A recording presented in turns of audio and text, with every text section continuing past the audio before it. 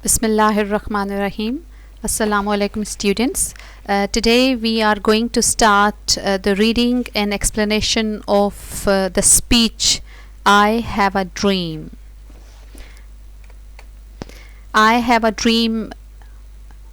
This speech delivered by Martin Luther King Jr. and yesterday I told you the history of Martin Luther King, that who was he and why was he famous in African Americans specifically, and what was the reason that he is still considered one of the best leaders. So let's begin the reading. The first paragraph.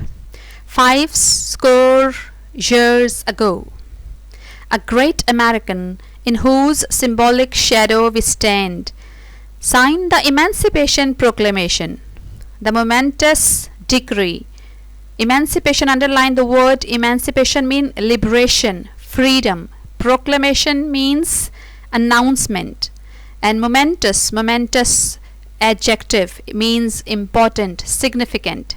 This momentous decree mean order, came as a great beacon light, a light of hope to the millions of Negro slaves who had been seared in the flames of withering injustice. Seared means who had been burning.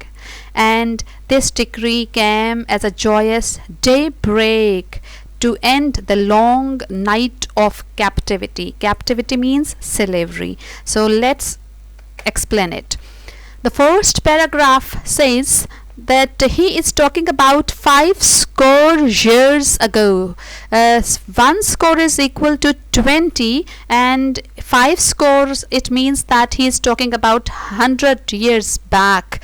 And here he is basically giving the reference. 100 years back means that he is giving the reference of Abraham Lincoln, that when he gave the order, when he issued the decree, when he announced this Emancipation Proclamation.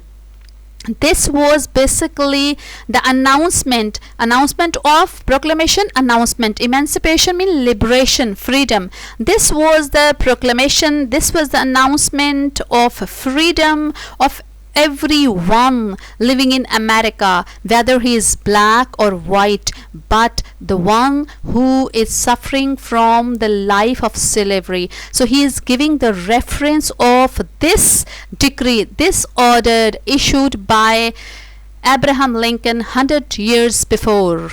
Understood? And look here, the title, The Great American. As I already told you in your previous lecture, that this title, this epithet means, again, as I already told you in your previous lecture, that the epithet means that whenever you attribute any title with the personality, and that person becomes famous due to that title associated with his personality or with his name. So instead of calling that person by his name, the people start calling him by this title. Means, for example, Abraham Lincoln was famous by this title, The Great American. So this is The Great American is the title, and is grammatically, or according to the figures of speech, the title is called epithet. So he is giving the reference of Abraham Lincoln by giving the title The Great American. Again, grammatically, American is grammatically is proper adjective. Abraham Lincoln is proper noun.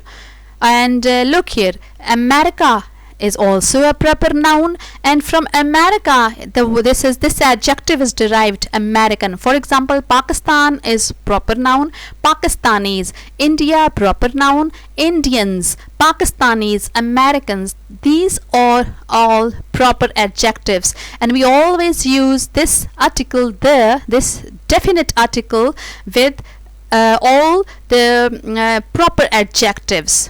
So that is the reason that article the is used here. So this is about your grammar. And next in the paragraph he says that now what kind of emancipation, what kind of liberty or freedom he is talking about. He is talking about the liberty of Americans, African Americans, means those who were those who blacks, the Negroes, those who were living in Africa, or those who were kept as slaves, both white and black people, those who were living the life of slavery. Hopefully you have understood the explanation of the first paragraph, and here is the first question as well. And you can easily find the answer of first question, that who does Dr. King refer to by the epithet great Americans. Means you are supposed in the first paragraph to explain the great American, who was who was that person that Martin Luther is giving the reference of. So the great American means Abraham Lincoln. Moving ahead to the next paragraph. But 100 years later we must face the tragic fact. Tragic is an adjective, it means sad. We must understand this tragedy, this fact that the Negro is still not free. 100 years later means, this 100 years later means that again he is giving the reference of the order, this proclamation that was issued by Abraham Lincoln, that even 100 years are past, the life of the Negro is still sadly crippled by the manacles of segregation. Crippled means that they are just like a paralyzed person, the one who cannot walk, the one who cannot do any activity, the one who is paralyzed by the manacles. Manacles means chains, who is captured just by the chains of segregation, means separation. They are separated, and the chains of discrimination. 100 years later the Negro lives on a lonely island of poverty. So let me explain the next paragraph here, what he is talking about. So he says that a great beacon light. He look here, the decree means order. And he says that this decree is very much momentous. Momentous is an adjective. It means this is very much important and significant. So for the blacks are concerned, a great beacon light is a metaphor here. This beacon light means that this light that is the sign of hope. A light that is giving them the hope that there will be peace in their lives, there will be light in their lives. A great beacon light is metaphorically used here, so for this order is concerned. And then he has used the imagery that the life is the Africans, the blacks and Negroes life is smeared in the flames of injustice. Smeared in the flames of injustice, which means burning. The flames of injustice, it is again metaphorically taken, this imagery. And when as in your previous lecture I have explained you that what is basically the purpose of using imagery, that you develop an image in your mind, then you just go into that situation and you start feeling as if you were there in that situation, facing everything. So their life is basically the full of injustice, and they are feeling as if they are burning in the flames of injustice. So this is the explanation of paragraph number 2, that the kind of life they are suffering from.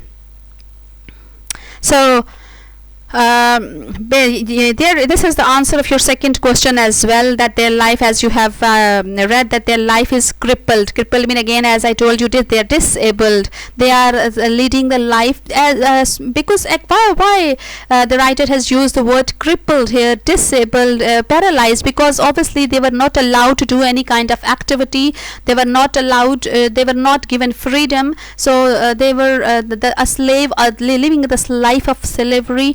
And you know that a slave cannot, if he is not given the freedom, his life is just like a disabled person. And again here segregation means separation, and discrimination means differences on the basis of creed, color and caste. So these were the issues that they were suffering from. This was basically the issue, that this segregation, this discrimination on the basis of creed, color and caste is basically called racism. That this speech basically is against racism or racial differences. So he says that question number 2, that they are living a lonely life, a life full of poverty, and they are exiled. Exiled mean they are kept in some of the areas, poor areas towards the south, where there are no facilities given, and they are living a very poor life. So there is a question that after reading the paragraph, can you guess that what Emancipation Proclamation mean? So you can find the answer of this question here. So moving ahead towards the next paragraph. In a sense, we have come to our nation's capital to cash a check. He is talking about a check. When the architects of our republic, who are the architects of republic, or architects of the Negroes? Again, he is giving the reference to Abraham Lincoln. They wrote the magnificent words of the Constitution and the Declaration of Independence. And this note was a promise that all men would be guaranteed the rights of life, liberty, and the pursuits of happiness. And we refuse to believe that there are insufficient funds because America has given the Negro people a bad check. I repeat, a bad check. Bad check means a check which has come back marked insufficient funds. But we refuse to believe that the Bank of Injustice is bankrupt. So we refuse to believe that there are insufficient funds in the great Bank of America. So let me explain the third paragraph. Look here, he is talking about the Bank of Injustice. Bank of Injustice, again giving the reference to American government. That for example, this here he is talking about the check, bad check. It is metaphorically taken here. If for example, you go to the bank and you are giving the check to the manager or to the cashier, and you want some money.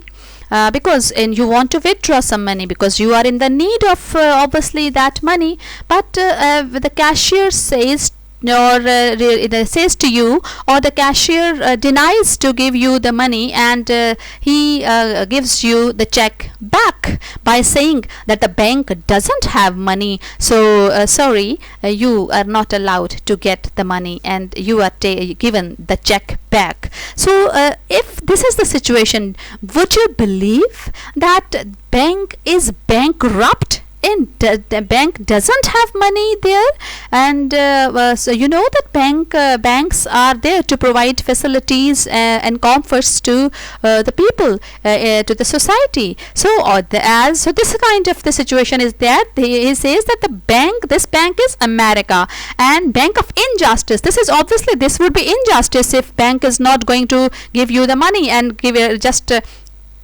giving you back your check. So similarly, the American government failed to provide them the check. The check means facilities. Metaphorically, it means that facilities, and bad check means that they were not allowed again to enjoy the freedom and equal rights. This is this bad check means that they were not allowed to live their life according to their own will or wish or desires. And what were the equal rights? That they failed to provide, government failed to provide liberty, happiness, peace.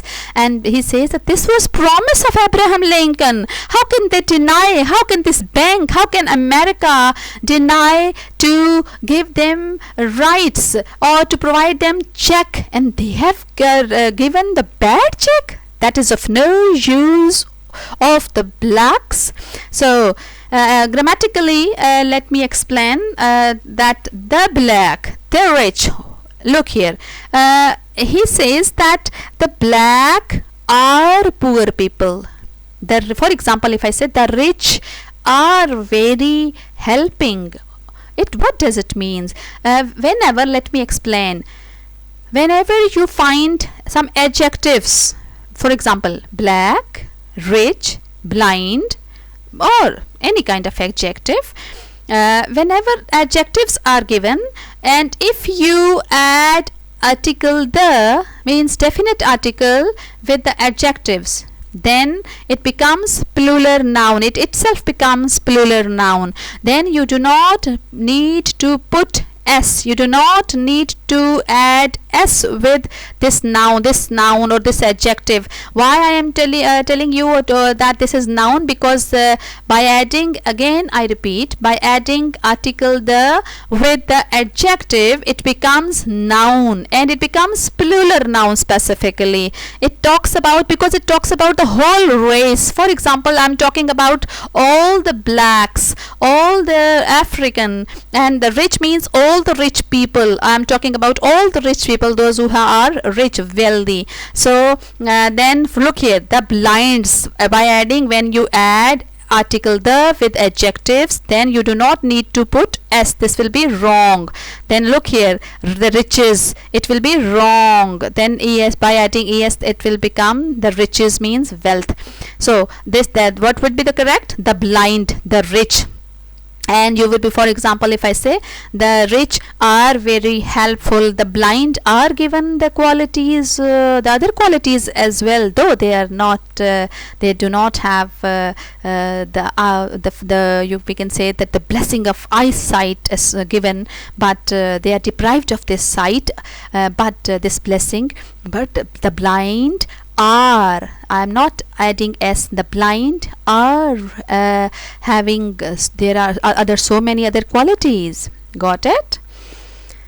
Next, the next paragraph starts from, open up your book and mark here, 1963. The paragraph starts from here, okay? Mark it on your book. 1963 is not an end, but a beginning. Those who hope that the Negro needed a blow of steam and will not now be content will have a rude awakening. There will be neither rest nor tranquility. Tranquility means peace in America until the Negro is granted the citizenship rights. The whirlwinds of revolt will continue to shake the foundation of our nation until the bright day of justice emerges. Let me explain. He says this 1963 basically is the reference when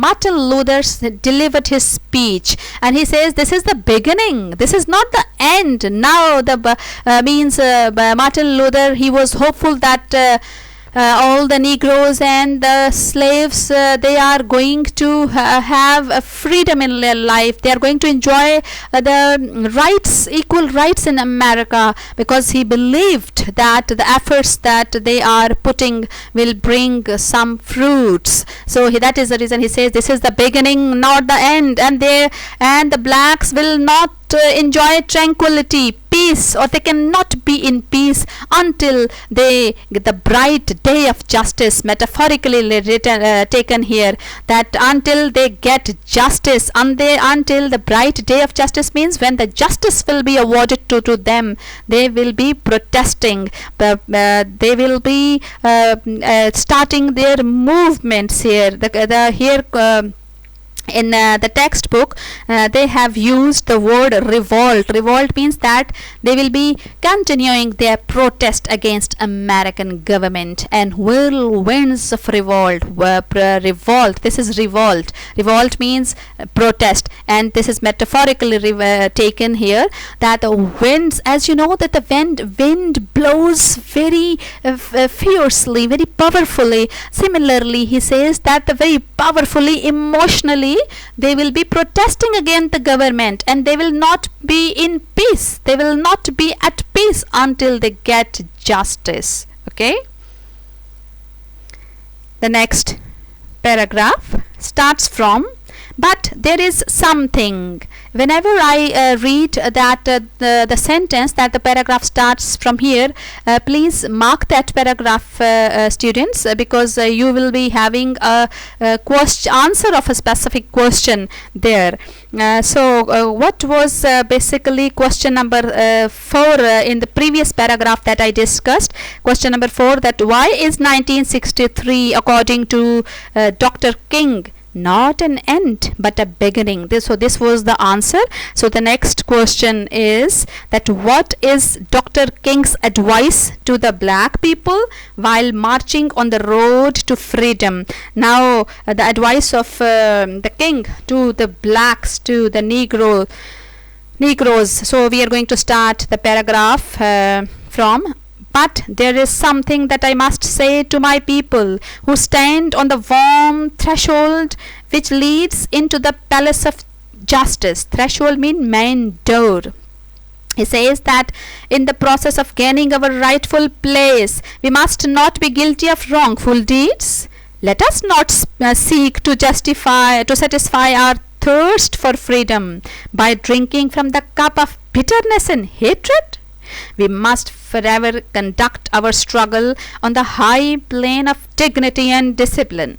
We must not allow our creative protest to degenerate into physical violence.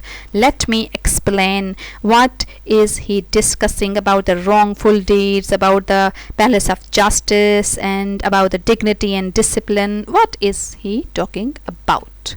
So this is the road. The question says the road of freedom. That obviously road of freedom means that they are putting all the efforts for so many years, and this is the way, this is their journey, basically journey towards freedom. And he says that they have not guilty of wrongful deeds. They should not be. He says that the guilty of wrongful deeds means that they have not done anything wrong. Then why should be they guilty? Why should be they feel ashamed? As demanding for freedom, seeking the freedom is not anything wrong that you do. So Martin Luther says that don't worry, we are not guilty at all. And drinking from the cup of bitterness and hatred. What does it mean? This is a metaphorically taken. It means that, for example, you are very thirsty and you are asking from some person to give you one sip, just only one sip, and you know that that person is having hatred for you, is very cruel towards you. Would you still be asking for one sip of water or one sip of any kind of liquid to give you from that cup? No. Similarly, Martin Luther says that though we have not done anything wrong, so why we are not ready to drink from the cup of hatred and bitterness? This hatred and bitterness by the Americans, these Negroes were facing, it means that they are not begging to quench their thirst. So he says that they will not be begging. It means that he says that they will maintain their dignity, honor and discipline. And he says that not begging means that not to do physical activities here. One thing more that let me explain you that they were kept in some of the areas, as he says in the text, that our creative protest to degenerate into physical violence, that they were kept in some of the areas where they were physically taken hard tasks, and they were forced to do those hard tasks. And he says that they are not going to beg. It means they are not going to they will be demanding for justice, they will be demanding for freedom, but they will not be doing any kind of difficult physical activities. Got it? Okay, girls, till now till this paragraph, question number 5. I have whatever I have delivered to you, I hope that you would understand it, and after having understood the today's lecture, I request you to not to ignore kindly these details that they are provided to you. Start making the assignments. So today's assignment or home task is to prepare first 5 questions that I explained you, and prepare the vocabulary and MCQs as well. And tomorrow inshallah we will be completing the lesson with some other more important points. Thank you so much, and Allah Hafiz.